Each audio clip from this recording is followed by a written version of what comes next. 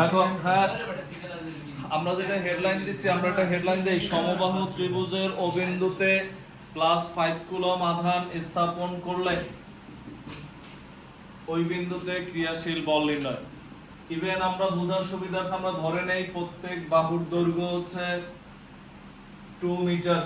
তো এখন আমরা হচ্ছে একটা ত্রিভুজ আঁকছি, এখানে ধনাত্মক আধান এ বিন্দুতে বি বিন্দুতে ও বিন্দুতে +5 কুলম আধান।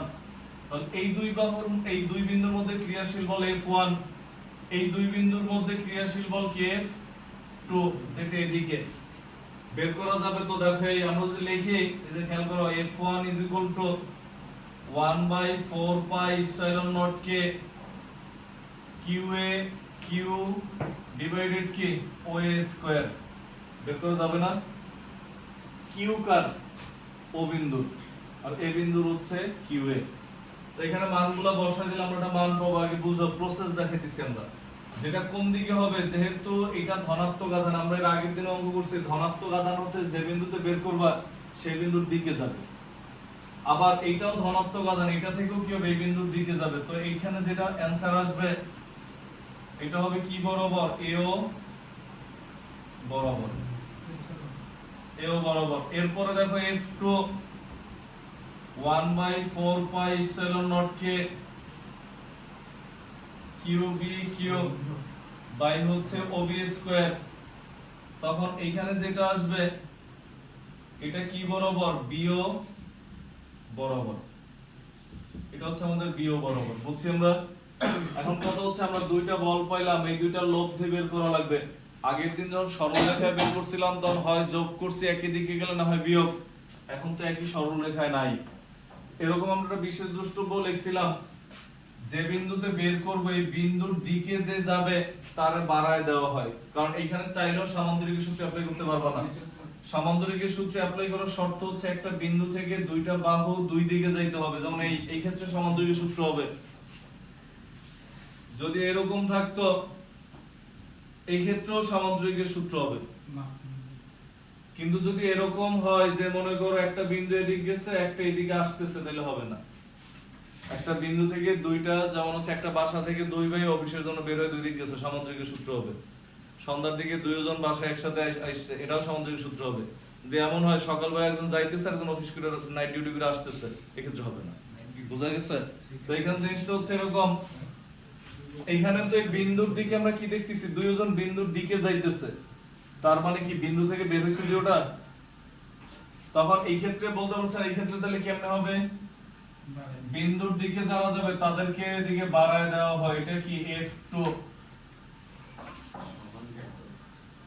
এটারও বাড়াই দিলাম। এটা কি আমাদের F1। এটা যে আমরা বৃদ্ধি করছি এটা তোমার বলাও লাগবে না, তোমার চিত্র তো আঁকাই লাগবে। দেখো তো তখন এই ক্ষেত্রে হচ্ছে এই দুইটা লেখার পর আমরা কি লিখবো, দেখো F1 এবং F2 এর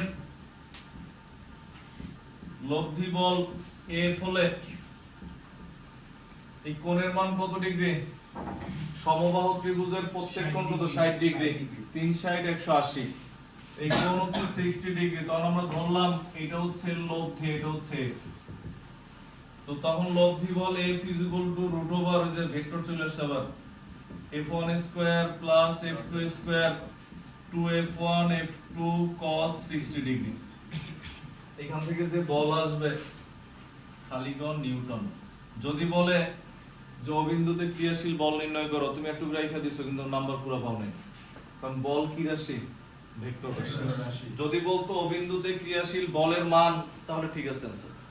আর যদি বল বলে তাহলে মানও লাগবে দিকও লাগবে। তখন দিকটা বের করব কেমনে, দেখো এই তখন এটার দিক বের করব হচ্ছে বুঝছো, তখন এর দিক বের করব হচ্ছে আবার বা ধরে লব্ধি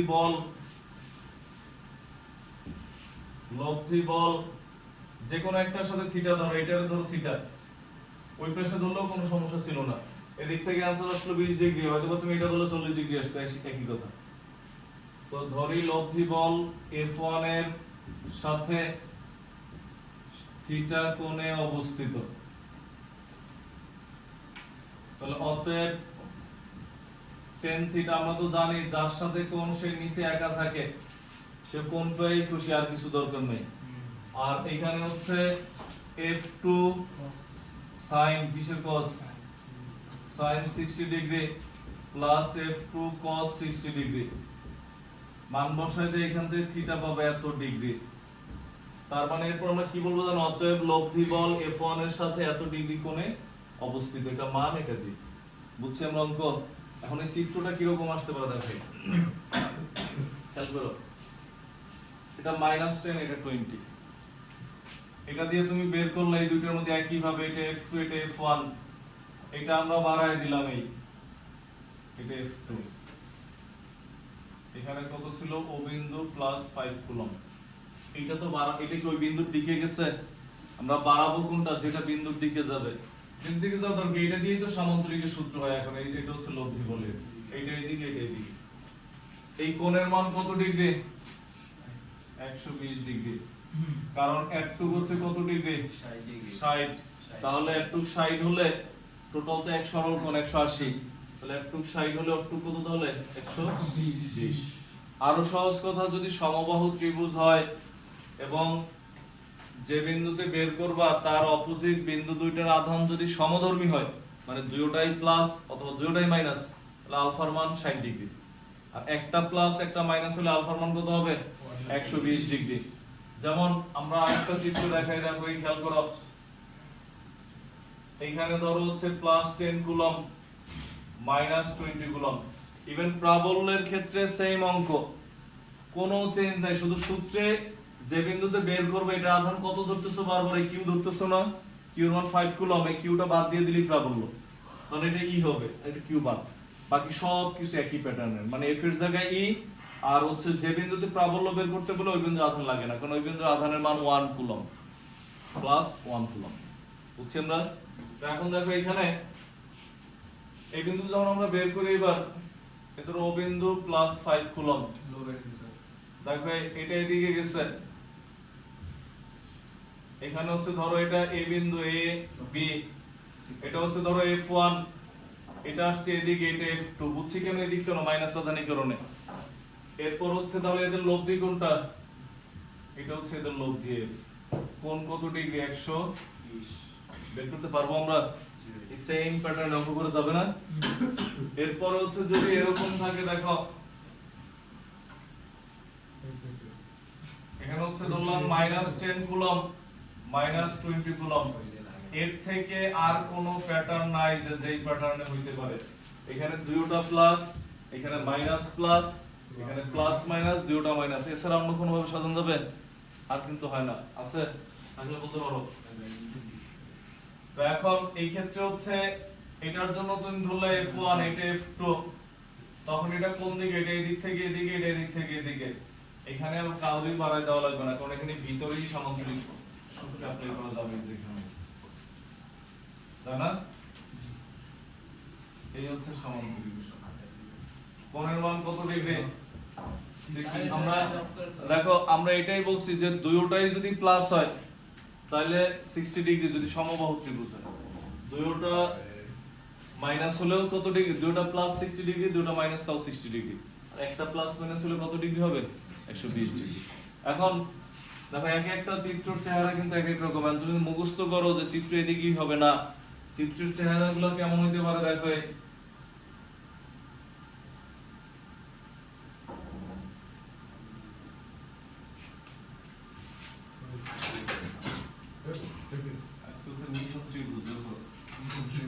এখন দেখো এখানে, এবার মনে করো আমাদের টার্গেট আমরা এই বিন্দুতে বের করব, ধরো এটা ও বিন্দু, এটা এ বি, ও বিন্দু A B, O A B, O A B, এখানে ধরলাম দেখো +10 কুলম্ব +20 কুলম্ব, এখানে ধরলাম, হ্যাঁ দেখো টাইম ডিস্টার্ব করে স্যার,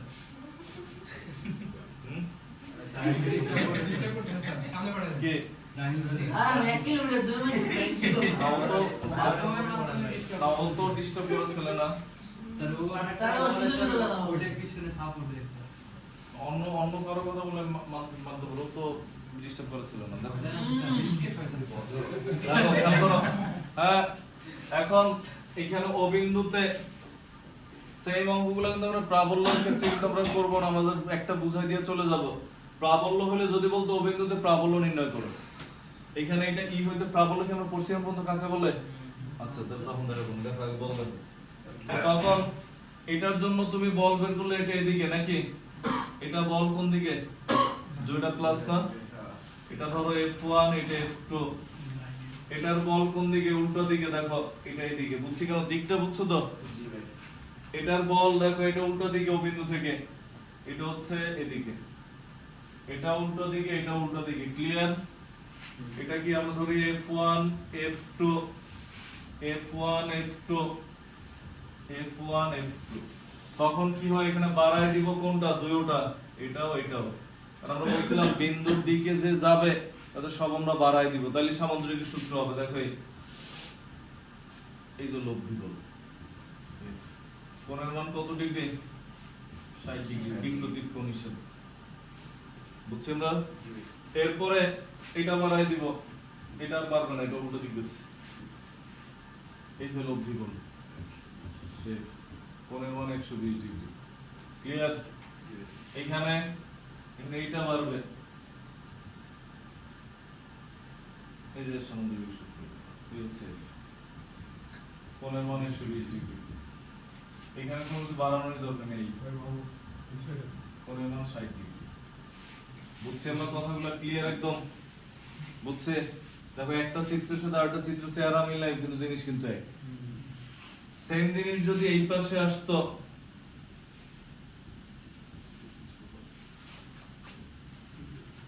কারণ এখানে মেইন অংশ এতগুলো ত্রিভুজ দেখানোর কারণ একটাই, তোমার যেভাবেই দেখ, কারণ এখানে মেইনলি অঙ্কটা আসে ত্রিভুজ আর চতুর্ভুজ থেকে, তুমি টেস্ট পেপার খুলে দেখো ত্রিভুজ আর চতুর্ভুজ উল্টে দিয়ে আসছে, দেখো এখানে দেখো এবার এটা হচ্ছে ও বিন্দু, তোমার ধরো এটা AB, ও বিন্দু AB, ও বিন্দু AB, ও বিন্দু AB। এবার মনে করো আমরা শুধু দিকটাই দেখি, হ্যাঁ, এখানে ধরলাম মনে করো যে +10 coulomb, +20 coulomb, -10 coulomb, +20 coulomb, +10 coulomb, -20 coulomb, -20 coulomb, -20 coulomb, দেখো তার মানে এটা এদিকে, এটা এদিকে দিলাম বাড়ায়, এইটাই এইটাই, এই যে লব্ধি। আর কিছু লেখা লাগবে এখানে, এই যে এখানে আমরা কিন্তু আস্তে আস্তে লেখা কমাই দিচ্ছি, এখানে মনে করে F1 একটু কিছু লিখলাম না, বুঝছি তোমরা? হ্যাঁ, এটা দেখো আমি কিন্তু বলছি যে এই জিনিসগুলো এখানে এগুলাই বেশি আসে, মানে কোন রকম হালকা একটু বুঝা শেষ আর লাগবে না, বুঝে গেছি সব আতায়। এরপরে হচ্ছে 12টা গুলো মনে উপরে 3টা আছে, মাঝখানে 4টা, সময় না কি চলে সমস্যা ডাক্তার তো রাখতে পারবে কেউ নাই, দেখো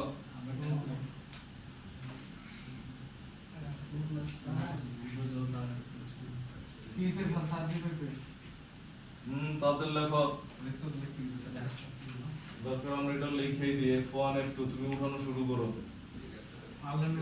উপরে 4টা চিত্র না স্যার? সবগুলো সবগুলো বাজি ইকুয়েশন দিতে হ্যাঁ সবার জন্য, হ্যাঁ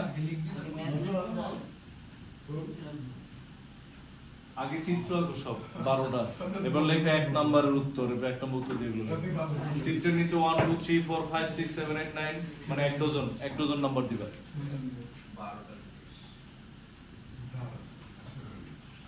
ছবিগুলো আর যাই করো, যে ছবিগুলো বলবো স্যার বাসায় লিখবো, তাইলে সেখানে বাসায় লেখো সমস্যা নাই, এখানে একবার লিখো বাসায় আরেকবার লিখো, তাহলে তো থাকছে সত্যিবার লেখা সুন্দর মুখ ধরতে আমার সময় নাই, ঠিক আছে স্যার চুপ থাক, কথা বললে না, লেখো তাড়াতাড়ি উঠাও, এগুলো সব বসাই দিয়ে হচ্ছে আমরা ওই বিন্দুতে কি বের করতে পারবো, ক্রিয়াশীল বলের মান নির্ণয় করতে পারবো, তাদের লেখো।